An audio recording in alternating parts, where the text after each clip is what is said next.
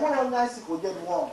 A woman nice go get blue or blue, more blue, more blue, if I ask you to carry you a making yellow one, I will make it carry with the zero one also. Macamife can man you born in Messiah, Master Organic, and be modern in Messiah, and make a meal to be Anavana. Father Messiah, which you only Bonia, Yabi with you. And when I saw the Bicono them, and again, no one was cynical to swear, could not see any come as it may you on the low way back. Yapogini live man, as no you could have a boy. I get what I'm trying to able money, go see a live man. I can do it because I don't know if one man you okay, Kulumana, because Austria know you. If what you waste, why I know you go beginning. Konye wonu konye azono ife ocholo ife nke gini nka actually cook actually one them man ekeno rinne ngwa geno Mazi Obi Okoli. Bring this call to the State of the Igbo Nation Conference. We are not here today to tear down Nigeria. Nigeria is tearing itself down with hate, tribalism, mass murder, corruption, embezzlement, kidnapping, and the total collapse of basic needs of humanity. We are here to rebuild the wasted hopes, faith, unity, strength, and vision and resolve of the Igbo. For over 2 decades, Igbo have been fractured, divided, killed, murdered because of our division and lack of unity. We must now move towards building a perfect union that will resolve and restore the pride of Igbo. For us to effectively do this, for us to effectively, again, move towards a perfect nation, we must look back and analyze issues, problems, obstacles that militate against Igbo. We shall point out our faults today, our wrongs, and acknowledge where we went wrong with a view to redressing our mistakes. We are being torn apart by greed, selfishness, lack of unity, pride, arrogance, the worship of money, and we cannot gloss it over with nice speeches and pretense. Power and wealth has made Igbo spiritually blind, even when it is clear that there's a master plan by the North to exterminate our people. We are silent and blame ourselves. We cannot afford to lose another generation. We lost one in 1967. I do believe that God is fighting for us, but if it is forced against us, we will defend our land, our women, and our children. We cannot stand as a people and say to the members of the Jewish community, we must say like the members of the Jewish community after the Holocaust, never again. We must let the world know that we are tired of being killed. I wish to tell the traditional and political leaders of Igbo that in the 1960s we knew who the enemy was, but today you are becoming the enemy of our people as you keep silent and watch while our women are being killed for your political gratification. In the last decade, Igbo has experienced more calamity and neglect than at any other period in Nigerian history, because Nigeria was built on lies. Lies of unity, lies that we love ourselves, lies that things are getting better. It is quite evident that Nigeria is in a serious crisis and state of emergency. There is crisis everywhere in the national space.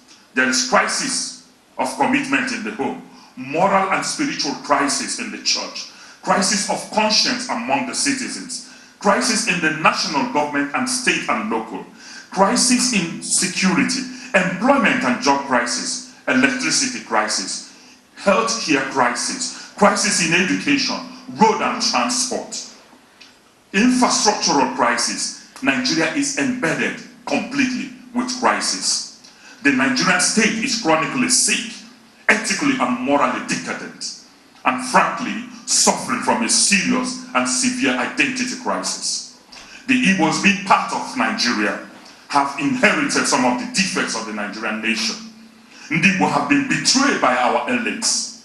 Corruption, embezzlement, kidnapping, prostitution, mass murder of Igbos by the North, while our people are silent and say nothing.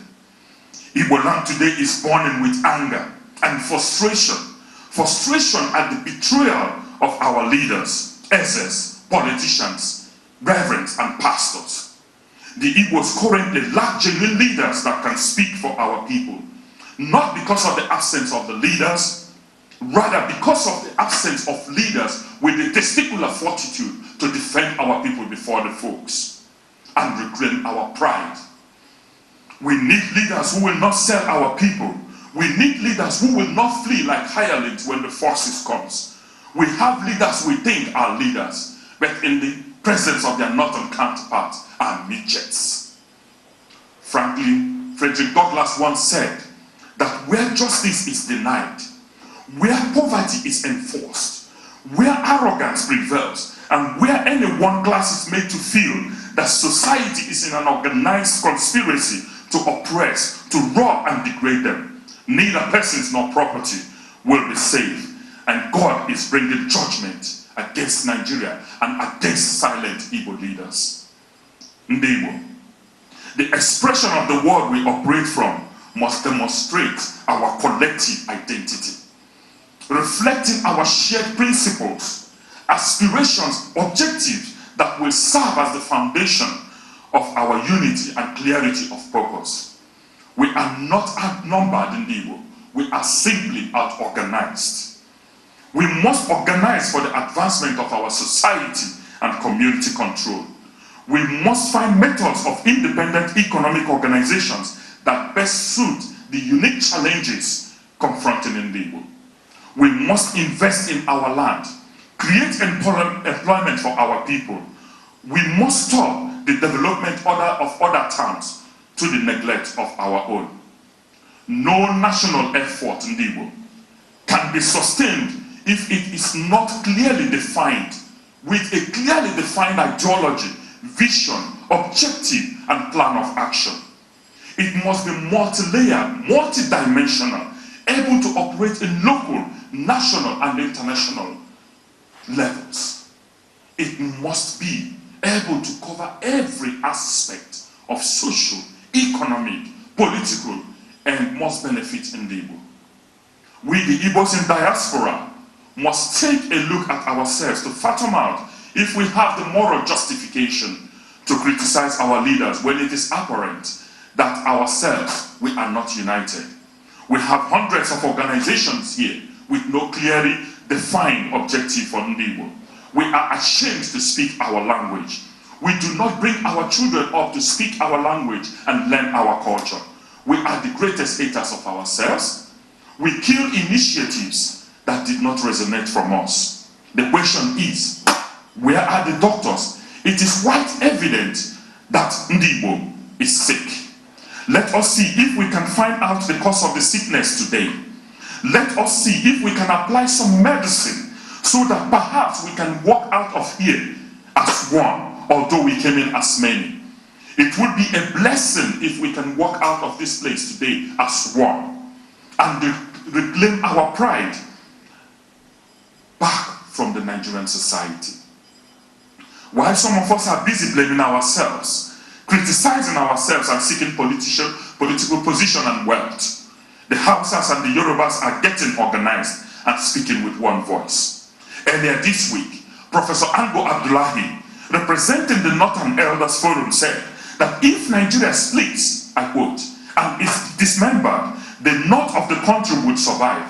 Ndebo, they are clearly, secretly looking at the same options that they use as pretense and excuse for the mass murder and genocide of our people in 1967. In his words, he said, "What we discussed is that we will never be part of any sinister move to divide this country. But the Southerners that are propagating dividing the country should know that it is not something that the North will not want." He continued, "We are standing on our own, and we have all it takes to stand on our own, like we have been standing independently."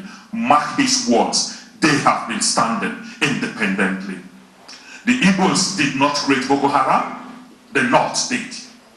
The Igbos have not continued to commit mass murder in a large scale, the North is doing that. The Igbos are not bombing places of worship and schools where our children go to learn and worship their God. The Northerners are doing that. The Igbos did not create terror in Nigeria. The North is doing that. Therefore, it is quite clear and it is evident to everybody who the enemy is. Ndị Igbo have never been the enemy of Nigeria. Ndị Igbo, these are terrible and challenging times for our people, and nobody seems to care. Nobody seems to be in charge and to be the voice of our people. Whenever there is crisis, people want to know who is in charge. People want to know who have been entrusted with power and authority. And those entrusted with that power and authority, what are they doing to protect the lives and property and pride of our people? While I encourage all Igbos to be law-abiding, I must add that I fully support any Igbo person who uses any means necessary to safeguard his life, family, property, and investment, even if it means speaking the same salvage language of the murderers of Ndị Igbo. Woloshoyinka, in an interview with the Sahara Reporter, succinctly espoused how after Goodluck Jonathan took office, they decided that something drastic must be done. They activated a plan referring to the North, intensified the training of foot soldiers, and began to make intensified alliances with international religion-based insurgencies such as Al-Qaeda. They sent their men to Mauritania, Sudan, and Somalia for serious training. Their objective to destabilize Nigeria through the mass murder of people not sympathetic to their religion and cause. We have all been witnesses to the havoc and pain these people have caused our people, who is being murdered in the Catholic churches, Ndị Igbo, of course. According to Woloshoyinka, the third phase will be the selected assassination of leaders. I must at this point warn that any assassination of our people or our leaders must be met with resistance. We cannot continue to fold our arms and watch while our women, kids, and sons have been killed and do nothing to defend them. We must realize that we need each other. We must find ways to sustain Igbo land. We have hated and fought among ourselves for too long. Today, let us, Niger Bridge must be rebuilt. We ask for an additional state for Ndị Igbo. We have been consistently disenfranchised, and we cannot stand that anymore. We ask for an additional state for Ndị Igbo. We ask for all federal roads in Igbo land to be reconstructed.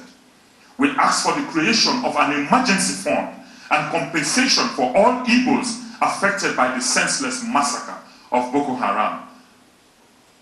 We ask for the construction, redeployment, and building of more international airports in Igbo land. Igbo language must be made compulsory in all primary schools in Igbo land. I close with these remarks. My kingsmen, we are dying. Our land needs development. Our children need facilities. Our schools need facilities. Our hospital need equipment. Our language and culture needs to be sustained. And the longer we stay divided, the more we continue to suffer. I love Ndị Igbo. I am born from among you. I feel our pain. I feel our suffering, our hurt and our betrayal at the hands of evil and injustice. We have gathered here today to find solutions, suggestions, and ways to make Igbo land great again. We have not come to talk and blame each other. Rather, we have come to call for an end to the killing of our people. We have come to tell Nigeria that our patience is running out. We have come to make our demand for justice from our leaders that we elected to represent us. We have come to tell the North that we hold them explicitly responsible for the mass murder of our people, and we cannot continue to bear that anymore. We are tired of bearing our people. Ndị Igbo, I salute your courage and sacrifice for answering this call. May the God of our ancestors bless you as we discuss today to find solutions to the problems that are inherent in the Igbo society. Ndewo.